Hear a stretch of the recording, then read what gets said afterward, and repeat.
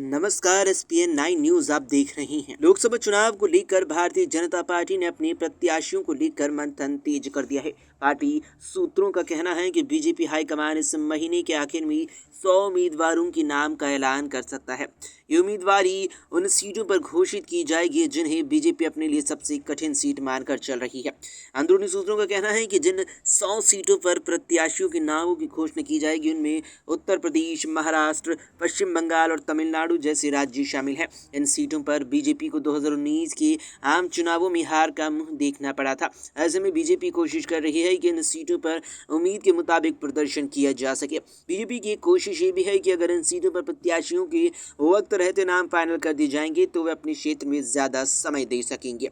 बता दें कि प्रधानमंत्री नरेंद्र मोदी खुद तमिलनाडु, लक्षद्वीप, केरल और तेलंगाना समेत दक्षिण भारत के राज्यों का दौरा कर चुके हैं। इसके पीछे की रणनीति यह थी कि बीजेपी जहां कमजोर है वहां अपनी स्थिति को मजबूत कर सके। पार्टी ने कुल 160 सीटों को चुना है जिन पर वो खुद को कमजोर मानकर चल रही है। पिछले साल करीब 2 साल पहले बीजेपी इन सीटों पर जनसंपर्क अभियान चला रही है। केंद्रीय मंत्री और बड़े नेताओं को यहाँ का प्रभारी बनाया गया है और वो यहाँ का दौरा लगातार कर रही हैं।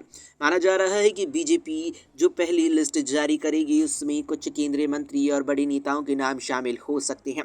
पार्टी सूत्रों का यहाँ तक कहना है कि सूची बिल्कुल तैयार है। केंद्रीय नेतृत्व से मंजूरी मिलने के बाद ऐलान किया जाएगा। यही वजह है कि बीजेपी ने 29 फरवरी को केंद्रीय चुनाव समिति की मीटिंग बुलाई है। ये मीटिंग पहले 22 फरवरी को होनी थी लेकिन नेताओं के बिजी शेड्यूल के चलते इसे टाल दिया गया।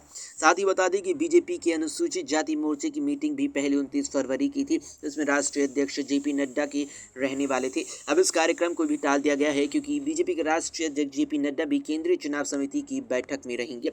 इसके अलावा बताते चलें कि पिछले दिनों हुए 5 राज्यों के विधानसभा चुनाव में बीजेपी ने कमजोर सीटों पर पहले ही उम्मीदवार तय कर दिए थे। इसके अलावा उसने राजस्थान, मध्य प्रदेश, छत्तीसगढ़ में भी वरिष्ठ नेताओं को विधायकी लड़ाई। अब लोकसभा चुनाव में भी बीजेपी इसी रणनीति पर काम कर रही है।